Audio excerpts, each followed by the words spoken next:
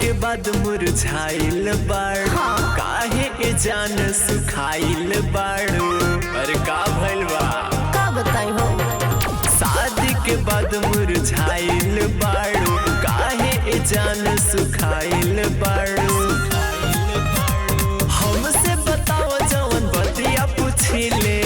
सुना कैसे बताए दुख के तना सहीले, कैसे बताए दुख के तना सहीले।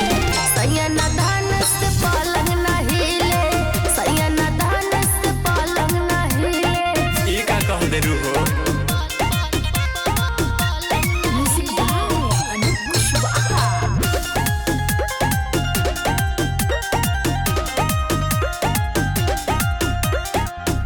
हमसे बताओ प्यार करेला कि ना हो।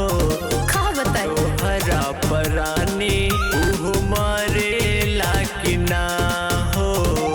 अरे बोला सुना कब धरे ना जुबान तरस से जी पे मान। तोहस कितना हम बताई मिलल चौपट सजान। छोड़ तू जान हम तोहे कहिले। कहलो कैसे बताए दुख के तना सहीले, कैसे बताए दुख के तना सहीले।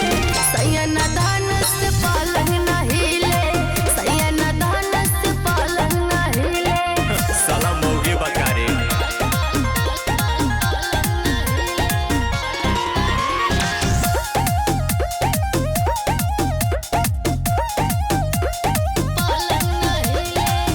कैले लू शादी हम तो बानी कुंवार हो।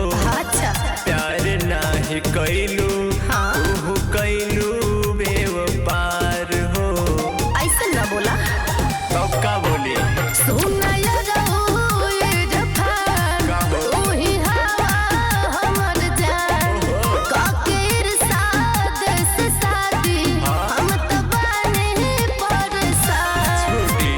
रहलू हमार जानू पियावा से पहिले। कैसे बताए दुख के तना सहीले, कैसे बताए दुख के तना सहीले।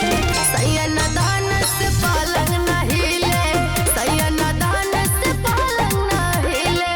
तब छोड़ दा।